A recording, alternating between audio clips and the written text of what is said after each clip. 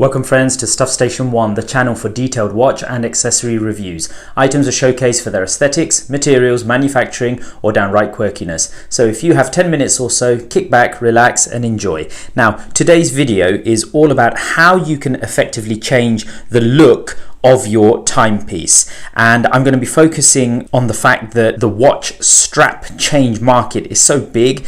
There's really a sort of a subculture around it, and essentially it's really fashion for your wrist and shaking up the look of your timepiece. Now I'm going to look at the different market segments for straps. So I'll look at slightly at the sort of lower end, the mid and the ultimate sort of high end for straps. Now I'd just like to make it clear that this is not a paid review, it's impartial, and I only really review items that I like and I acquire myself. Okay, now the first company in question is Strapsco, and Strapsco is really it's a company that I've gone back to quite often. It's a gentleman by the name of Martin, and I believe he started the company around 2012, and he's also like a fellow watch aficionado, and he loves that whole sort of vintage aesthetic, and it's really nice whenever you send a request into them. It's usually him that will actually respond to your emails, and he started the business with his family, so it's a really nice little family affair, and they're sort of running the business. And as I've said, you know, I've been using them for quite a long time,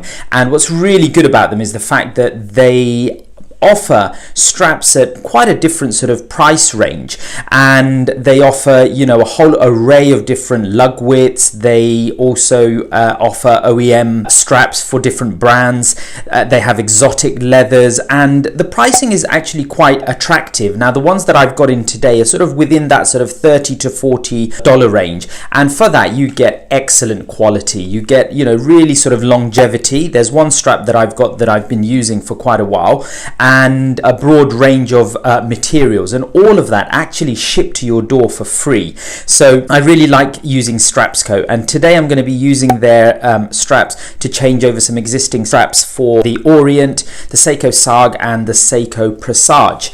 The next tier that we have is sort of like the bespoke end of watch straps, okay, and I'm going to focus on a company called VNC Croc Shop, and they really specialize in exotic reptile skins.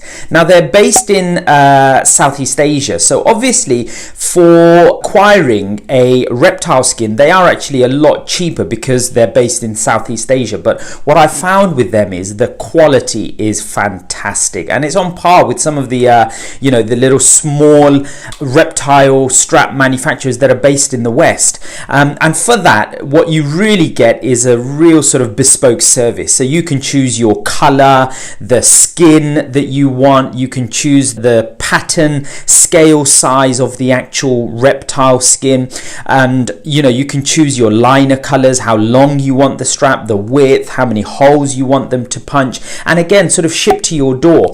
And it's really good because, you know, the pricing again is around the sort of, you know, $50 range, I would say, and I chose them to make a strap for my vintage Lord Marvel.